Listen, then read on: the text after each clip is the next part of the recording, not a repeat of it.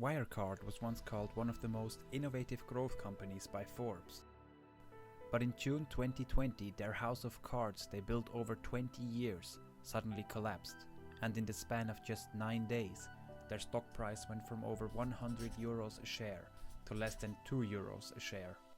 Welcome to Enigma Explained. In this video we are going to dive into the story of how Markus Braun and Jan Marszalek were able to fool financial and regulatory institutions, auditors and even the government. This is a story of lies and deception, and how a company once worth $28 billion on paper can spiral into insolvency in such a short time, meanwhile owing creditors around $4 billion. It all ties together with the fact that $2 billion are missing, which equates to the company's entire operating profit. After a massive cover-up, hacking attacks against journalists, and in the end an arrested ex-CEO, Wirecard might be the biggest fraud uncovered since Enron. Wirecard was founded in 1999 in Aschheim in Munich, Germany. As a payment processor, it helped websites and stores collect credit card payments from its customers. In 2002, after Wirecard almost went bankrupt, a former KPMG consultant by the name of Markus Braun takes over as chief executive and merges Wirecard with Munich rival Electronic Business Systems. After the dot-com bubble carried Wirecard to glory, it joins the Frankfurt stock market by taking over the listing of a non-operational call center group, a route chosen as to avoid the scrutiny of an initial public offering. At that time, Wirecard employed about 323 people, and the core of its business was still being an intermediary between merchants and buyers online.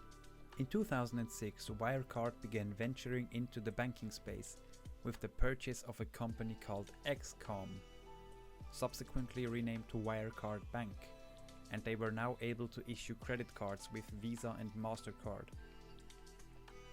Wirecard would get some prestigious partners along the way, such as Google Pay and Alipay. In a statement on their website, Wirecard quoted that over 313,000 businesses would trust them with their international business transactions. This unusual business model, consisting of banking and non-banking operations, makes it much harder to follow all the money streams, and convinced even more investors to believe in their forged statements.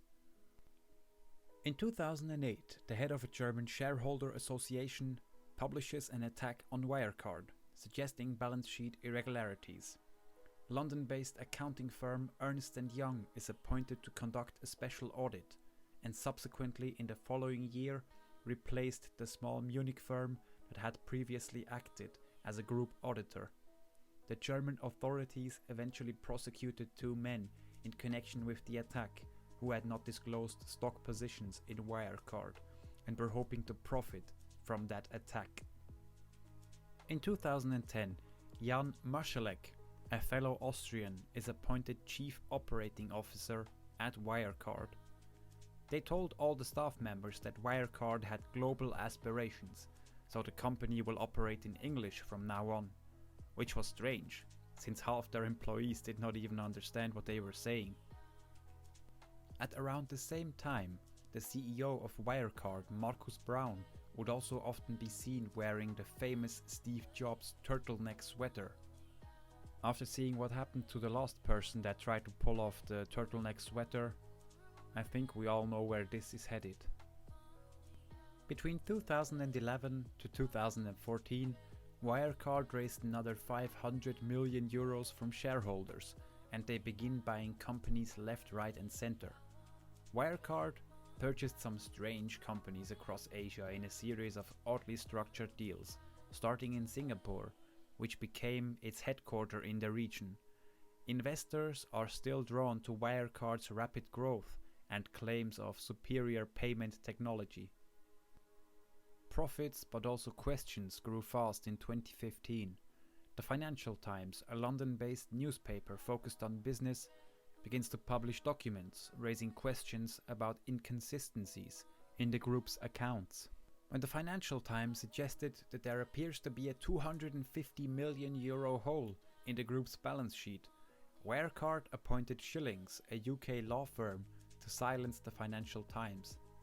In October, Wirecard announced its largest takeover of the payment business of Great India Retail Group in a €340 million deal.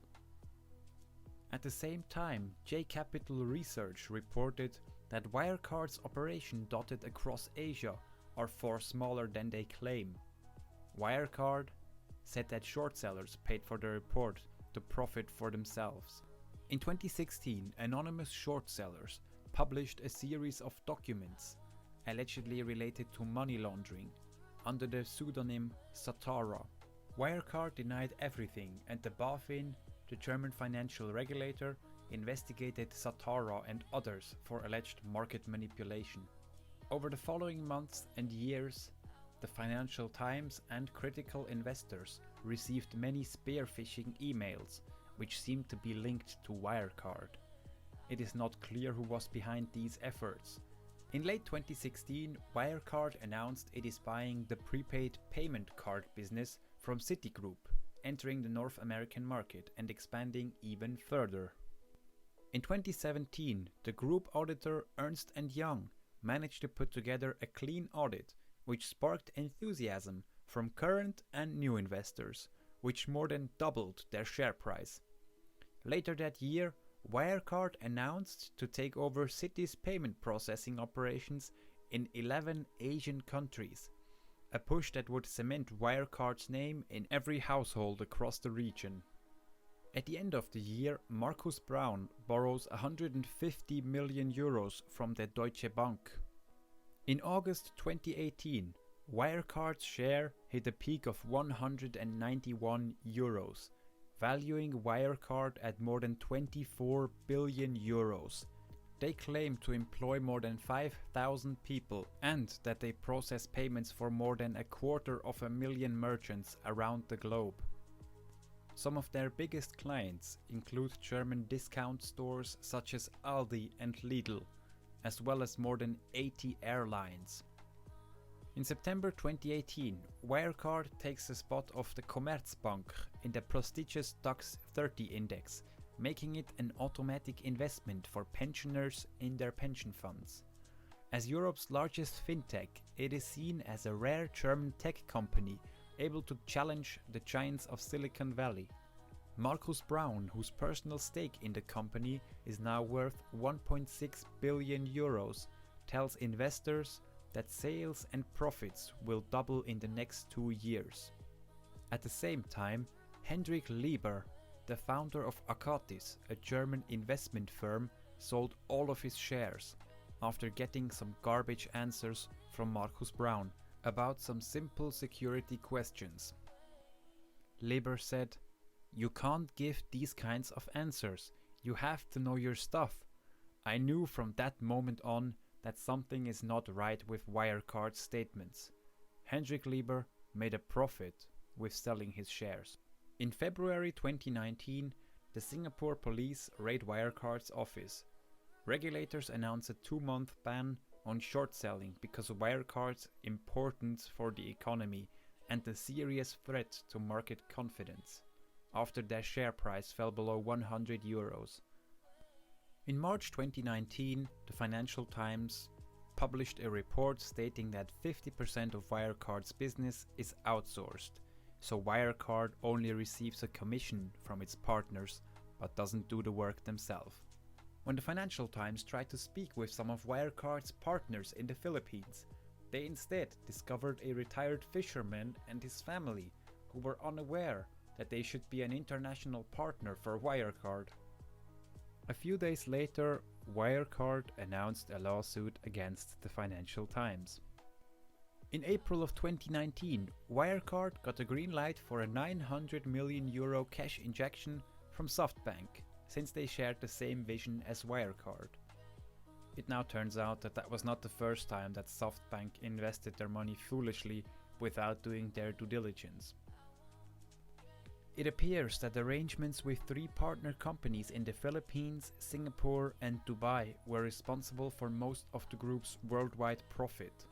Mr. Brown rubbishes the figures in a press conference, calling them inaccurate.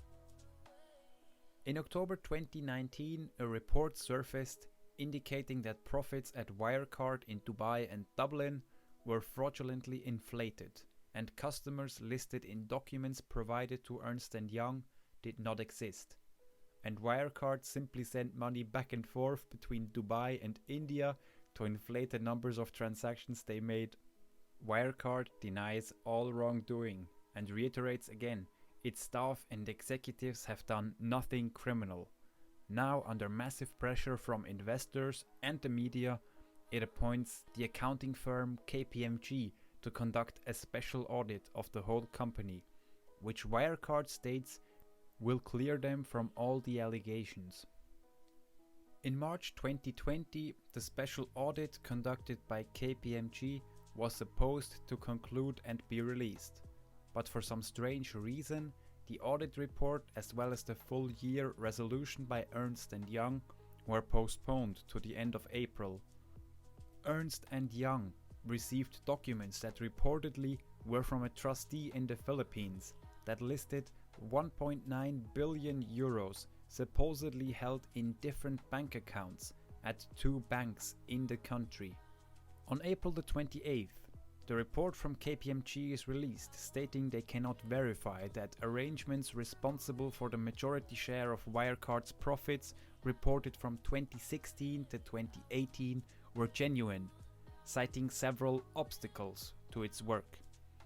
KPMG was also suspicious because $1 billion in cash was only confirmed by a trustee in Singapore that abruptly cut ties to Wirecard around the time the special audit began. Marcus Brown told investors that Ernst & Young informed us this morning that they have no problem at all to sign off the audit for 2019. Publication of results is postponed to June, a delay caused by outside factors. He still denies any wrongdoing. On the morning of June 5th, police raid Wirecard's Munich office after prosecutors had launched a criminal investigation against CEO Marcus Brown and 3 other top executives. The search followed a criminal complaint submitted a few days earlier by BaFin, Germany's financial watchdog. The BaFin suspected potentially misleading statements made by Wirecard to investors ahead of the publication of the KPMG report. On June 16th, the banks BPI and BDO from the Philippines informed Ernst & Young that the documents detailing the 1.9 billion euros in balance were indeed fake. On the morning of June 18th, Jan Marszalek, Chief Operating Officer at Wirecard, left the headquarters. He was just fired. The world expected Wirecard to release their audit results for 2019. Instead, at 10:43 in the morning, Wirecard announced that 1.9 billion euros are missing. Jan Marszalek was driven to the airport in Frankfurt, and the Hollywood-style escape just started. While he is on the run, the first managers at Wirecard are being arrested. At first, it was believed that Jan Marszalek flew to the Philippines, but that was quickly debunked. After reconstructing his route, we discovered that he departed from Frankfurt International Airport at 25 to 3 on flight LH882 towards Tallinn, the capital of Estonia. At 16 past 1, a private jet of the type Embraer started from the Austrian city of Klagenfurt and headed towards Tallinn as well. At 10 past 5 p.m., the private jet flew from Tallinn over to Minsk, the capital city of Belarus. Marszalek himself even confirmed that he was in Belarus. In a messaging conversation with a trusted person, he was asked if the country he was in was politically stable. He then answered, yes, still the same people in power as 25 years ago. In Europe, there is only one country where the same person was at power over the last 25 years. Belarus, under the power of Alexander Lukashenko.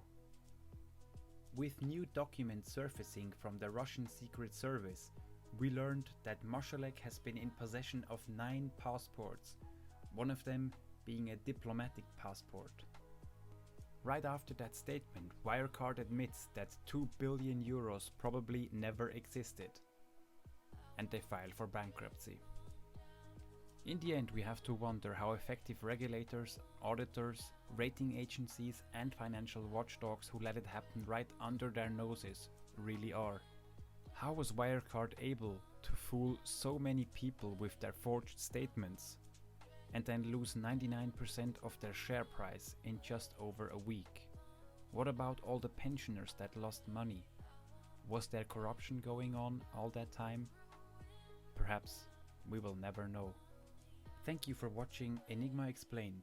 If you enjoyed our content, please make sure to turn that like button blue and maybe even click that subscribe button with the bell notification so you won't miss the next video.